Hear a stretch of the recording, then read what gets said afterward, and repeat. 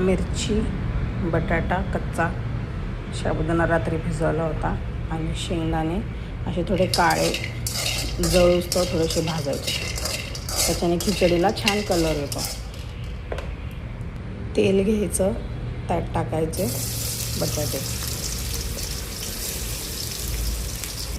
बटाटे पटकन शिजावं म्हणून थोडंसं मीठ टाकायचं.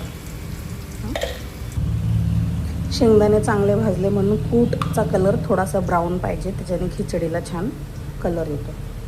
बटाटे असे तोडून बघायचे, तुटले तर समजायचे शिजले आणि जास्त जळू द्यायचे नाही बारीक गॅसवर. त्यानंतर बटाटे बाजूला केले की आपण जिरे टाकायचे. जिरे पहिले टाकायचे नाही, नाही तर ते जळून जातं. आता टाकायची मिरची. बारीक गॅस ठेवायचा आहे सगळं करताना. थोडंसं खिचडीमध्ये टाकायचं थोडंसं कूट, थोडंसं मीठ चवीनुसार आणि असं हे करायचं कूस. खिचडी टाकायची.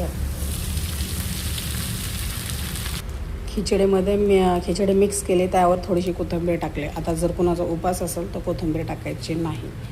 थोडीशी चिमूटभर साखर टाकायची आणि लिंबू. छान मिक्स करायचं. खिचडी झाली आहे, अशी ब्राऊन दिसली पाहिजे, व्हाईट दिसली नाही पाहिजे, थोडीशी ब्राऊन.